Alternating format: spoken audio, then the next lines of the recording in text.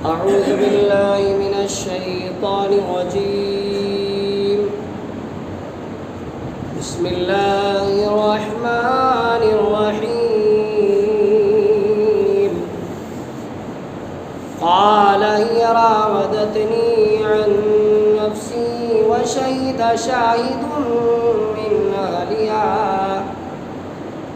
إن كان قميصه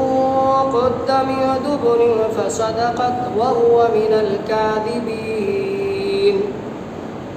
وإن كان قميصه قد من دبر فكذبت وهو من الصادقين فلما رأى قميصه قد من دبر قال إنه من كيدكن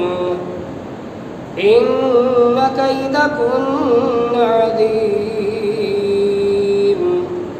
صدق اللہ العظیم.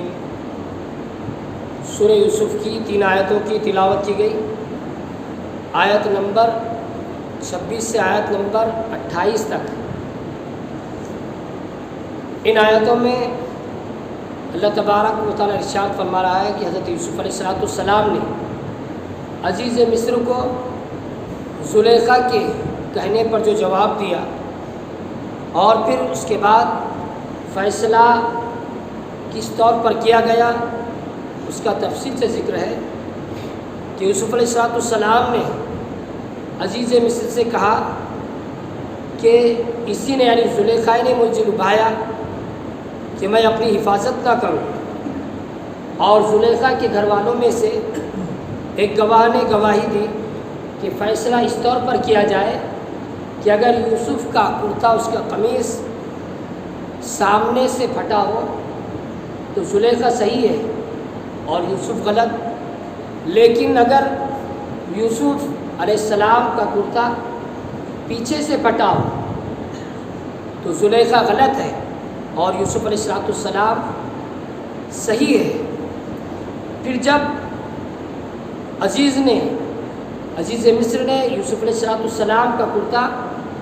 پیچھے سے چرا ہوا دیکھا تو بولا بے شک یہ تم عورتوں کا ایک داؤ ہے، بے شک تمہارا فریب بڑا ہے. اللہ تبارک و تعالیٰ کا ارشاد ہے قال یوسف علیہ السلام نے فرمایا ہی راودتنی عن نفسی، اسی نے میرے دل کو پھسلایا ہے. وشہید شاہد من اہلیہا، اور عورت کے گھر والوں میں سے ایک گواہ نے گواہی دی ان کان قمیصہ قد من قبل،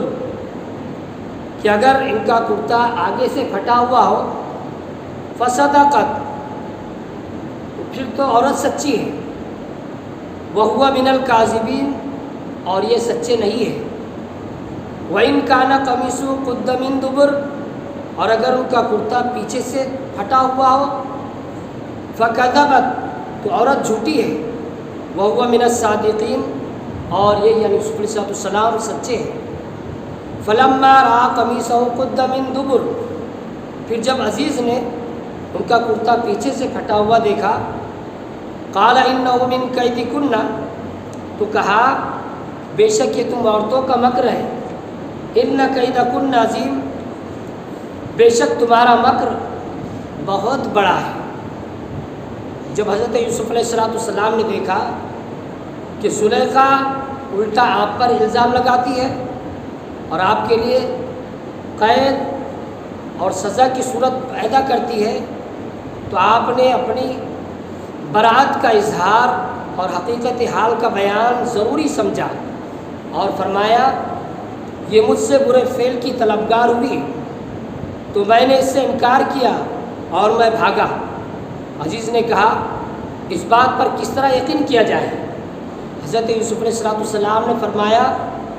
کہ اس کے گھر میں ایک 4 مہینے کا بچہ جھولے میں ہے جو زلیخا کے ماموں کا لڑکا ہے، اس سے دریافت کرنا چاہیے. عزیز نے کہا 4 مہینے کا بچہ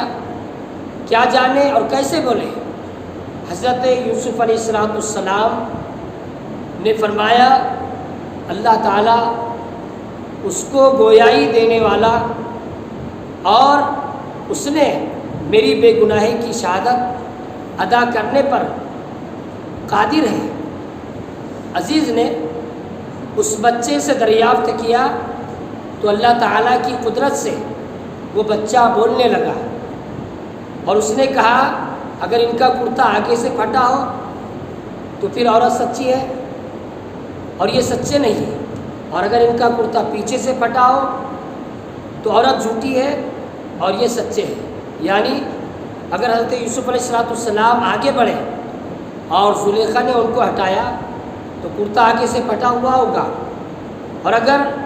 یوسف علیہ السلام اس سے بھاگ رہے تھے اور زلیخا پیچھے سے پکڑ رہی تھی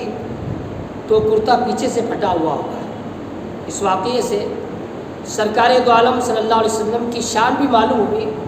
کہ جب حضرت یوسف علیہ السلام پر تہمت لگی تو ان کی پاکیزگی کی گواہی بچے سے دلوائی گئی، اگرچہ یہ بھی عظیم چیز ہے، لیکن جب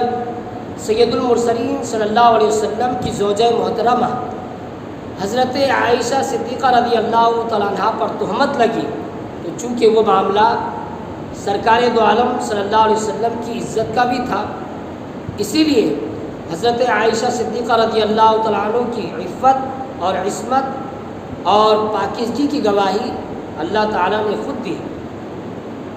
مفتی احمد یار خان نعیمی رحمۃ اللہ علیہ فرماتے ہیں خیال رہے کہ چند شیرخوار بچوں نے کلام کیا۔ نمبر 1 حضرت یوسف علیہ السلام کا یہ واقعہ، نمبر 2 ہمارے نبی کریم صلی اللہ علیہ وسلم نے پیدا ہوتے ہی اللہ کی حمد بیان کی، نمبر 3 حضرت عیسیٰ علیہ السلام، نمبر 4 حضرت مریم علیہ السلام، نمبر 5 حضرت یحییٰ علیہ السلام، نمبر 6 حضرت ابراہیم علیہ السلام،